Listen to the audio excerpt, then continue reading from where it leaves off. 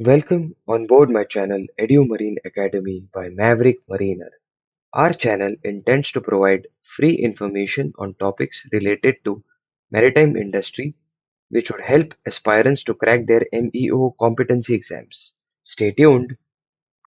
Okay, उसके बाद आगे चलते हैं. Now we will see chapter 4. वो क्या है? Approval for serially manufactured engines, engine family and engine group concept. ठीक है, इसका मतलब क्या है?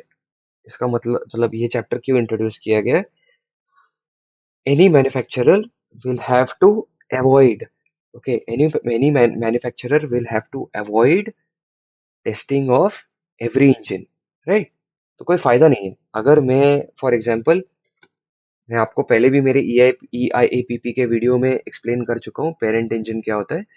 तो if I manufacture one engine and I get E I A P P for that particular engine, parent engine, और उसके आगे वाले जो इंजन है अगर वो रेप्लिका रहेगा तो मेरे को उसके ऊपर टेस्टिंग करने का जरूरत नहीं है.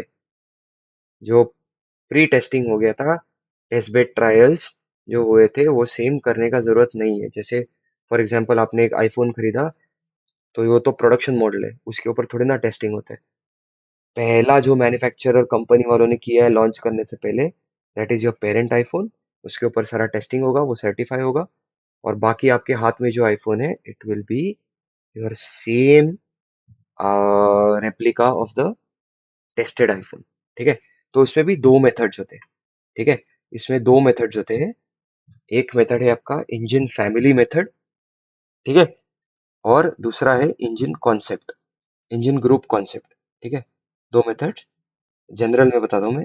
दो मेथड होते हैं, engine family method and engine group concept. ये दो चीजें, दो चीजों के ऊपर सर्टिफिकेशन होता है मतलब ये फैमिली वाला जो है. So in short, I'll explain you. Engine family method क्या होता है? These engines are serially produced, ठीक है, and they are not intended to be modified. For example, आपका जैसे फ्रेमो engines हो गया. People who have worked on chemical tankers or product tankers, so they will understand it better. फ्रेमो engines जो होते हैं, तो फ्रेमो सिस्टम जो कार्गो पंपिंग सिस्टम रहता है उसमें डीजल इंजन भी होते हैं. ठीक है, सो एक पर्टिकुलर डीजल इंजन का मॉडल, जैसे फॉर एग्जांपल के टी ए 19 एक है, के टी ए 19 करके एक है फ्रैमो का इंजन.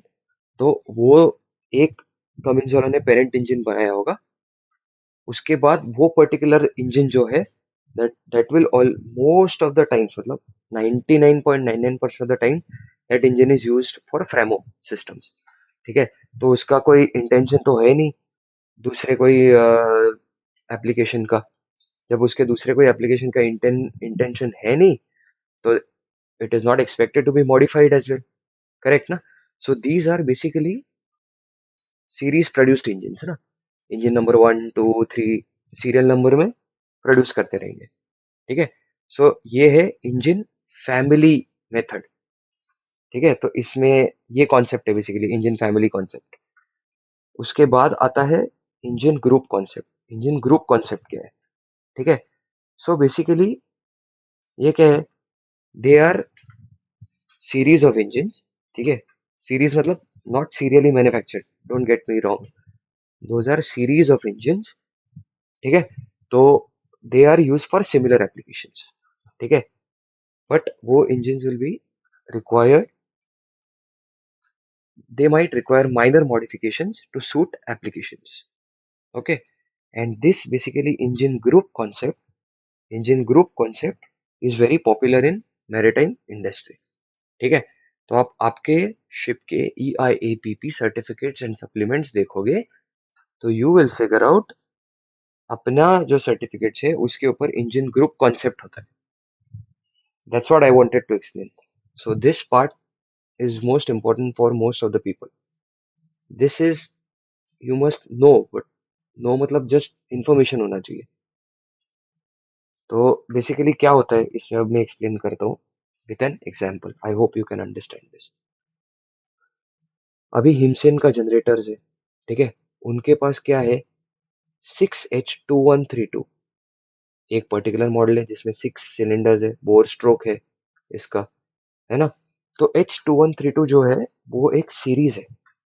इंजिन जनरेटर्स का इंजन जो है H2132 एक सीरीज है।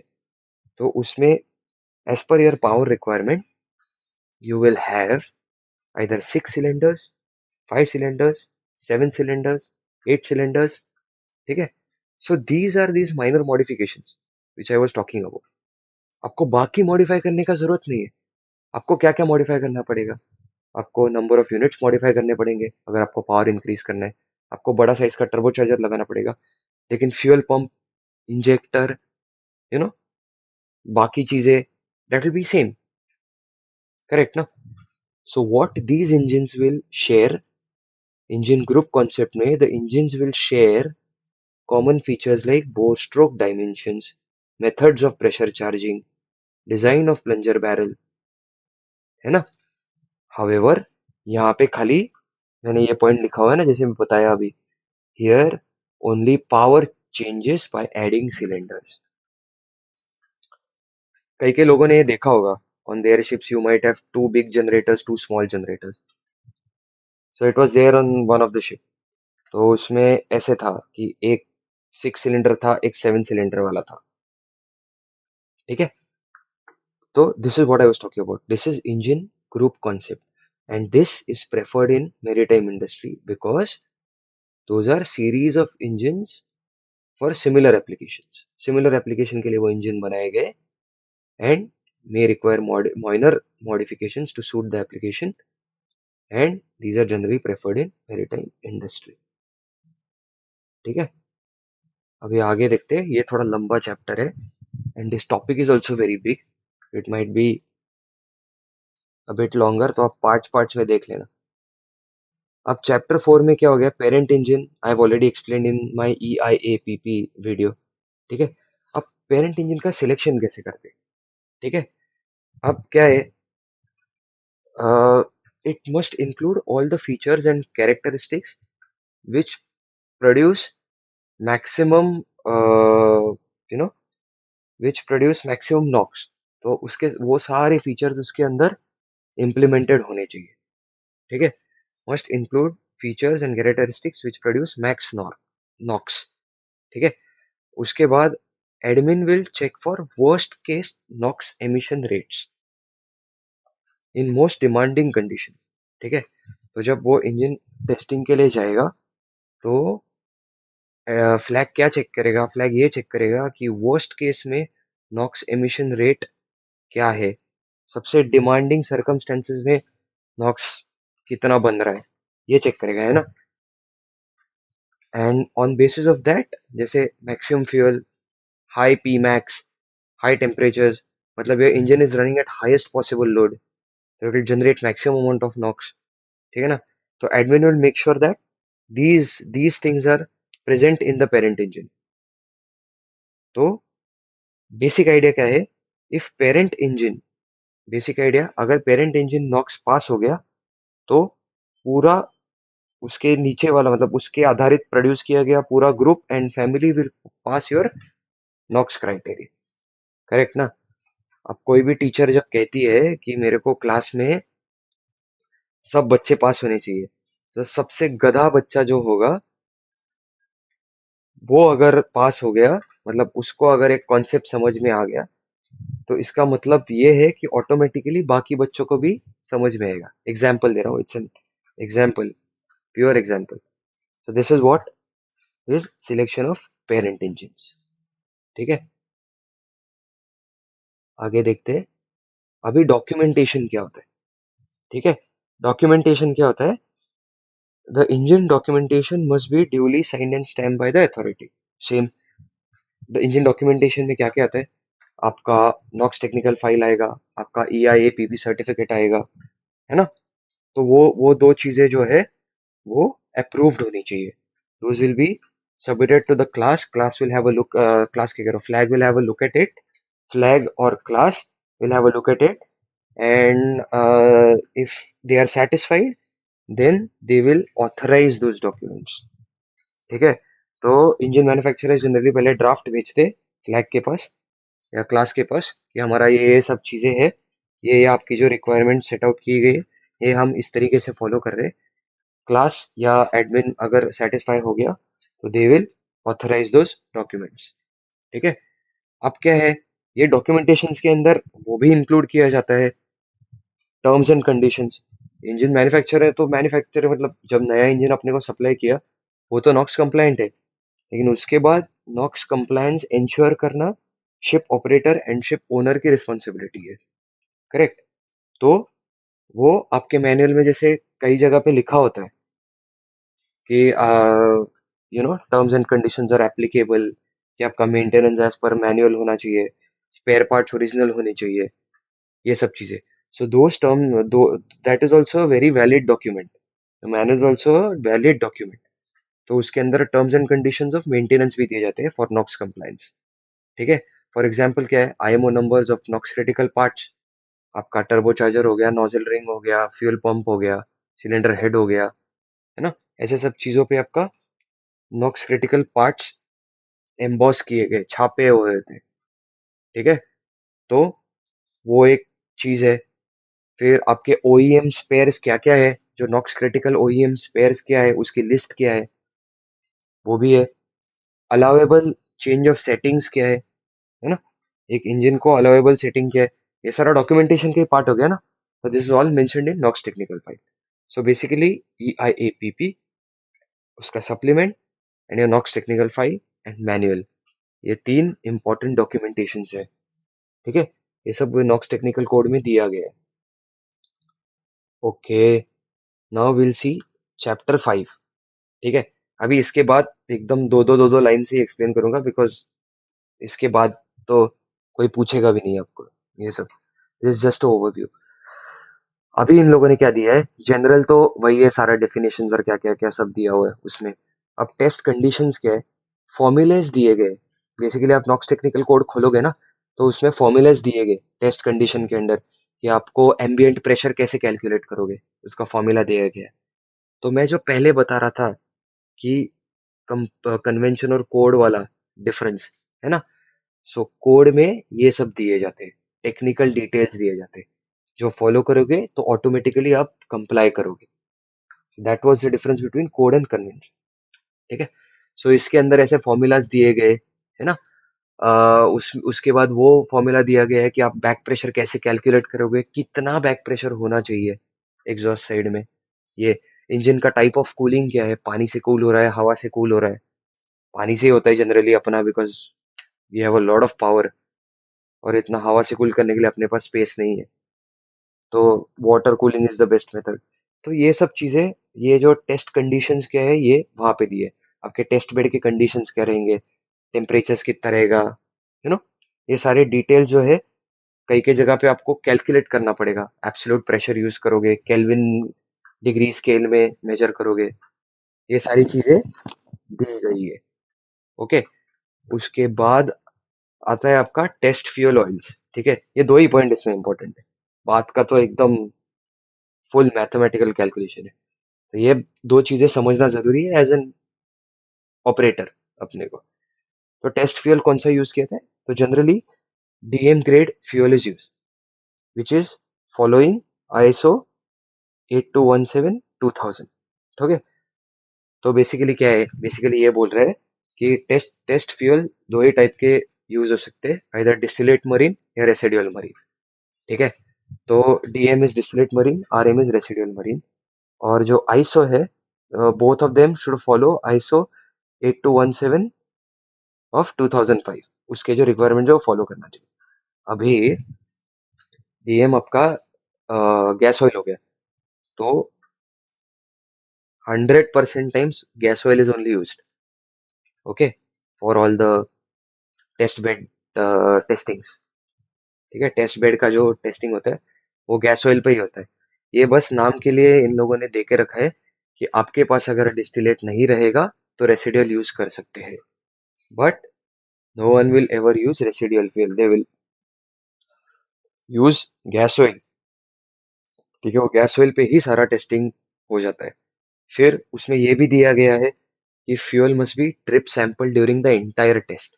आपका इंजन का टेस्टिंग चल रहा है, आपका फ्यूल पंप के थ्रू एक सैंपलिंग वाल रहेगा, वहां से कंटिन्यूस ट्रिप सैंपलिंग होता है। उसके बाद वो जो फ्यूल है उसका वापस टेस्ट करके चेक करेंगे कि was it सेम, मतलब was it fitting in the requirements of ISO 8217:2005। फिर आता है आपका फ्यूल टेम्परेचर रिक्वायरमेंट्स। तो फ्यूल का टेम्परेचर कितना होना चाहिए इनलेट पे, ये भी दिया जाता है। ठीक है, तो ये बेसिकली अभी सारा ये टेक्निकल डिटेल्स हो गया इसके अंदर। तो इसमें वो भी है आपका एग्जॉस्ट गैस फ्लो कैसे डिटरमाइन करोगे, तो आपका जो कंपोनेंट है उसमें परमिसेबल डेविएशंस कितना अलाउड है, जो मेजर कर रहे हैं ना उसमें कितना डेविएशन अलाउड है। ठीक है, आपका इंस्ट्रूमेंट कैलिब्रेटेड है कि नहीं है वो चेक होगा, ये भी सब चेक होगा, है ना। तो ये सारी चीजें दी गई है। आगे चलते हैं। उसके बाद मेजरिंग डेटा में वो दिया जाता है कि आप कौन सा डेटा मेजर करोगे, what data you will measure. जैसे आप एग्जॉस्ट गैस में क्या क्या मेजर करोगे, फ्लो मेजर करोगे, उसका प्रेशर मेजर करोगे, उसका टेम्परेचर मेजर करोगे, उसका कंटेंट्स मेजर करोगे। तो वो क्या क्या मेजर करोगे that will be given over here. 5.4 5.5 में क्या है, बेसिकली वही है, वो एग्जॉस्ट फ्लो मेजर करने को काफी सारे फॉर्मूलाज दिए गए। ठीक है, ये फैक्टर अप्लाई करो, वो फैक्टर अप्लाई करो, ऐसा। तो ये इसमें दिया गया। उसके बाद आपका जो अपेंडिक्स कह रहा था ना मैं, 7 चैप्टर्स 8 अपेंडिक्स। तो उसमें जैसे यहाँ पे कैलिब्रेशन, जो आपका एनालिसिस करने वाला या मेजर करने वाला जो इक्विपमेंट है उसका कैलिब्रेशन कैसे होना चाहिए, तो उसका calibration procedure will be given in appendix 4। तो कैसे कैलिब्रेट करना है। उसके बाद आएगा आपका test run. Okay, test run में क्या आएगा, तो टेस्ट रन मतलब टेस्ट साइकिल्स। तो आपके कौन से टेस्ट साइकिल है, E3, D2, ये सारे टाइप है ना। E3 आपका मेन इंजन के लिए, D2 आपका ऑक्सिलरी इंजन के लिए। याद है, propeller propeller law operated, constant speed operated. So ये फिर आपका टेस्ट रिपोर्ट कैसे होना चाहिए। ठीक है, फिर आपके मेजरमेंट मेथड्स क्या है। अभी मेजरमेंट के लिए 3 मेथड्स है। ठीक है, तो ये ज्यादा डिटेल में जाने की जरूरत नहीं, just this is a very basic overview. No one will ask you, this is just an overview for NOx technical code. So measurement methods क्या क्या होते हैं। डायरेक्ट मेजरमेंट, जिसमें exhaust gases directly measured by sensors. Air fuel measurement, जहाँ पे flow meter use करके measure करते, मतलब उसके ऊपर फॉर्मूलाज लगा के कितना नॉक्स जनरेट हो गया वो मेजर करते। या फिर दूसरा रहता है fuel flow and carbon balance diagram, मतलब आपका कितना फ्यूल फ्लो है और कार्बन बैलेंस कितना है। ठीक है, सो ये अपेंडिक्स 6 में दिया गया है। ठीक है, आगे चलते हैं। Now we'll see demonstrating a procedure. This is an important topic. ये इम्पोर्टेंट है क्योंकि ये हम लोग करते हैं, we do as ship operators. So what is this, procedure for demonstrating compliance with NOx emission limits on board. Okay, so general में क्या है, नाउ अपने को क्या है, नाउ मैं एकदम एक्सप्लेन कर रहा हूँ बेसिक बेसिक के चैप्टर में क्या है। Now we have a pre certified engine. ठीक है, but on board verification is done by checking compliance by either one of these methods. ठीक है, तो नीचे जो 3 मेथड दिए, 6.2, 6.3 एंड 6.4। ठीक है, अभी मतलब जैसे मैं कह रहा था, पहले अपने पास मैन्युफैक्चरर से इंजन आया है which is pre certified. Manufacturer ने दे दिया, ये है आपका नया मेन इंजन, ये नॉक्स कंप्लायंट है, उसका सर्टिफिकेशन सारा आ गया। बट ऑन बोर्ड लगाने के बाद भी तो हम लोग ऑपरेट कर रहे हैं। तो ऑपरेट करने के टाइम पे आपके जब सर्वेज हो गए, इनिशियल, नो, उसके बाद इंटरमीडिएट, एनुअल, रिन्यूअल, ये सारे जब सर्वेज होंगे तो उस टाइम पे वो लोग वही चेक करेंगे कि आपका इंजन कंप्लायंट है कि नहीं। तो अब वो कैसे चेक करेंगे, तो इसके लिए 3 मेथड्स है। Okay, so either one of the method can be use, no need to do all, either one of the method can be use. But remember, this is only use engine parameter check, यही use करते हैं। मैंने आज तक कभी ये सुना नहीं है और ये सुना नहीं, होता होगा बाकी शिप्स में पता नहीं, लेकिन अपने शिप्स में, कार्गो शिप्स में तो ये मैंने देखा नहीं, यही होता है। ठीक है, सो प्रेफर्ड मेथड क्राइटेरिया क्या है आपका। प्रेफर्ड मेथड इज जो होता है, आपको टेस्ट बेड पे EIPP अवेलेबल है and has approve NOx technical file. ठीक है, तो मतलब क्या बोलते हैं ना, pre requisites, pre requisite pre requisites जो है 6.2 के लिए, मतलब 6.2 आपको अगर यूज करने का है, if you want to use this engine parameter check method, तो उसका प्री रिक्विजिट पहले क्या क्या होना चाहिए? आपके पास टेस्ट बेड का EIA-PP अवेलेबल होना चाहिए और अप्रूव नॉक्स टेक्निकल फाइल होता है, अप्रूव होना चाहिए। तो ये तो होता ही है। All ships will have, every engine will have its own EIA-PP and NOx technical file. Okay. अभी नॉक्स टेक्निकल फाइल में क्या क्या डिटेल्स रहेंगे, तो पहले भी हमने डिस्कस किया है सेम थिंग। कंपोनेंट जो भी नॉक्स क्रिटिकल कंपोनेंट्स है, नॉक्स क्रिटिकल कंपोनेंट्स, उनका आईएमओ नंबर्स रहेगा। फिर इंजन के टाइमिंग्स रहेंगे, क्या क्या सेटिंग्स है, परमिसेबल एडजस्टमेंट्स क्या क्या है, मतलब बैंडविड्थ दिया रहेगा कि हम लोग कितना मैक्सिमम एडजस्टमेंट कर सकते हैं प्लस और माइनस रेंज में। ये सब नॉक्स टेक्निकल फाइल में रहेगा। अब सर्वेयर क्या क्या डॉक्यूमेंट्स चेक करता है।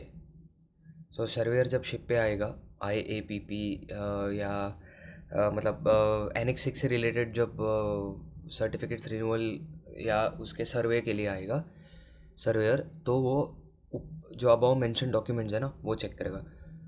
If you notice, rather if you ask your chief engineer, he will tell you कि generally the survey will ask for EIAPP certificate, IAPP certificate, फिर नॉक्स टेक्निकल फाइल, ये तीन चीज़ें तो पूछता ही है।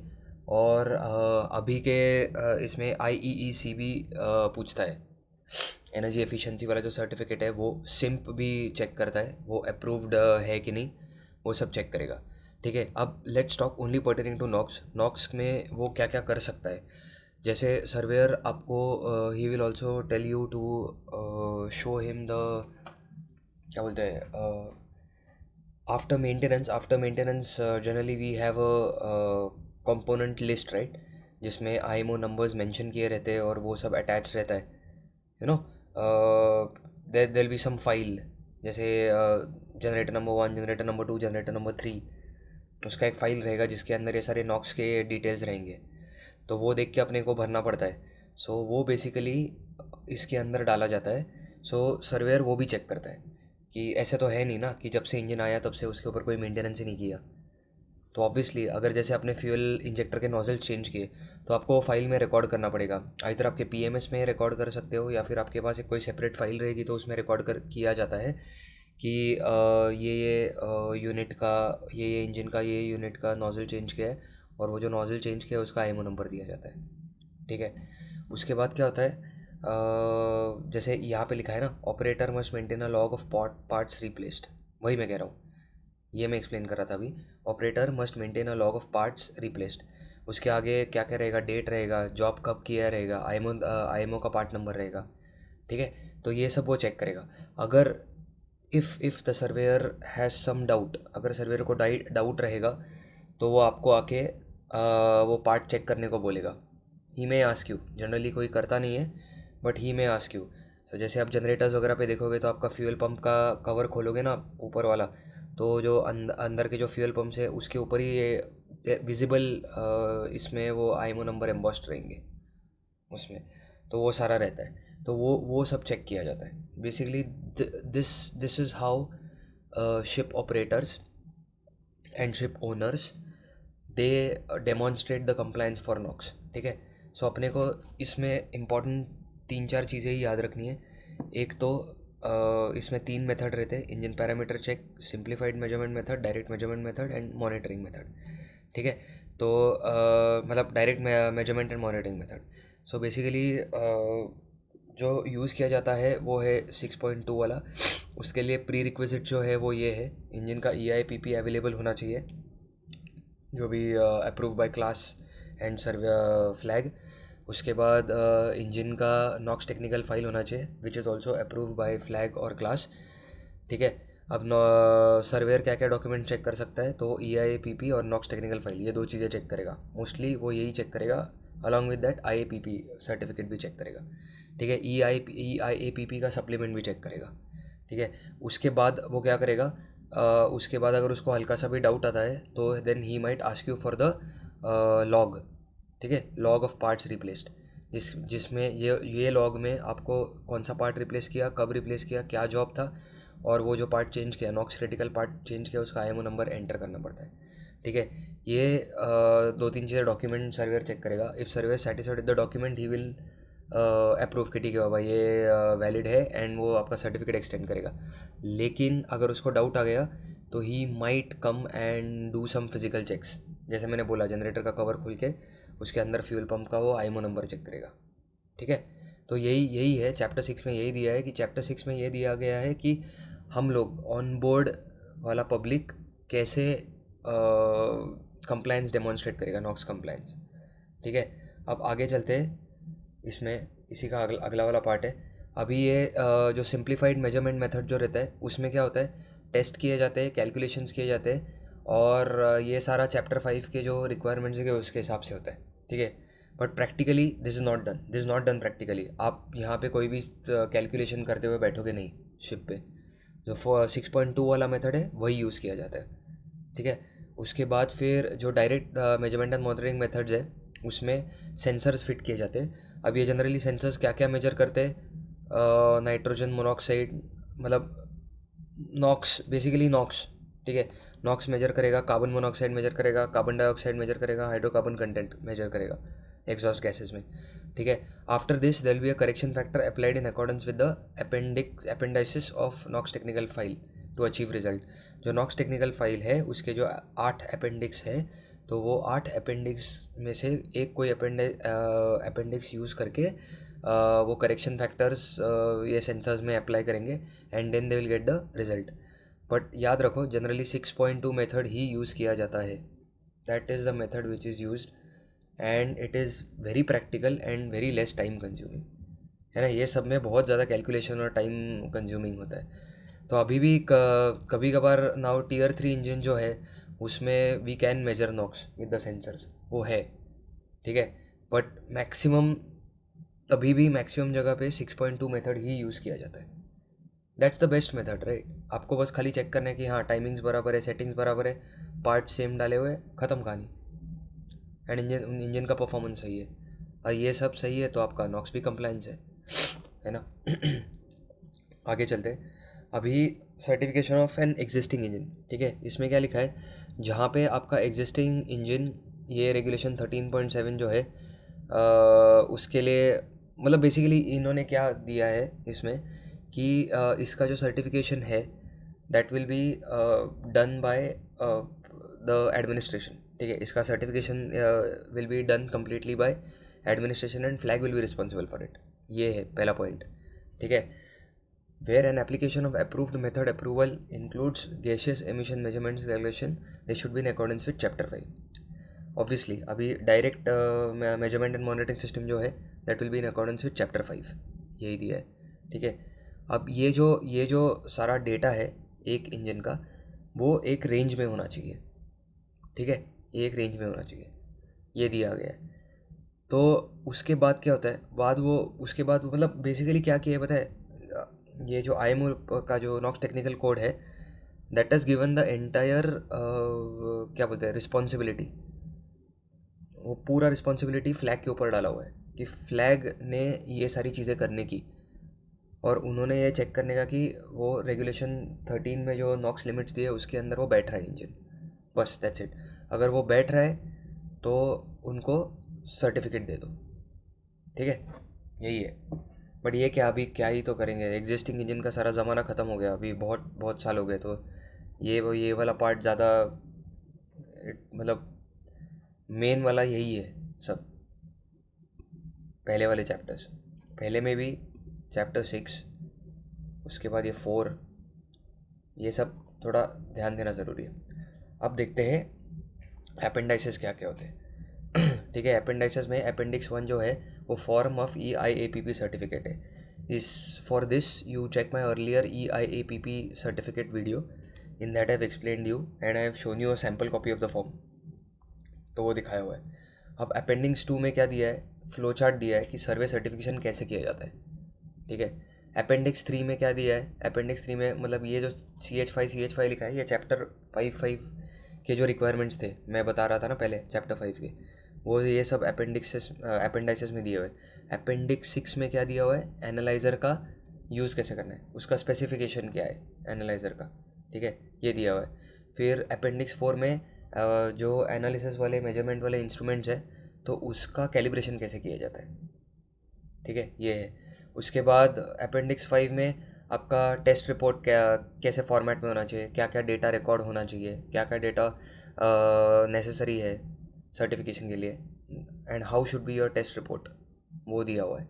Then test data includes like आपका technical file, जो पेरेंट इंजन का डेटा जो है, मतलब जो जो इंजन के ऊपर टेस्ट किया है, वो इंजन का जो डेटा है, रिकॉर्डेड डेटा, कौन सा data technique NOx technical file में इंक्लूड करने का है। You don't need the full data, right. आपको सिर्फ नेसेसरी जो डेटा है उतना ही डेटा नॉक्स टेक्निकल फाइल में डालने का है, वो दिया गया है सेक्शन 2 अपेंडिक्स 5। अभी एक कार्बन बैलेंस मेथड था, ठीक है, उसका कैलकुलेशन जो है वो अपेंडिक्स 6 में है। अपेंडिक्स 7 में क्या है, checklist for engine parameter check, ठीक है। And appendix 8 is implementation of direct measurement and monitoring method. ये आजकल नए टीयर 3 इंजन्स में जो मैं कह रहा था ना, डायरेक्ट सेंसर्स फिट किए जाते हैं कि अपने को एग्जॉस्ट गैस के कंपोनेंट्स मेजर करने हैं। So that will be in accordance with appendix 8, मतलब उसको कैसे अप्लाई करने का है, which sensor to use, where to put, ये सब दिया जाता है, ठीक है। I hope the topic was interesting. Hit like, share, and subscribe. Ring the bell for updates. Thank you.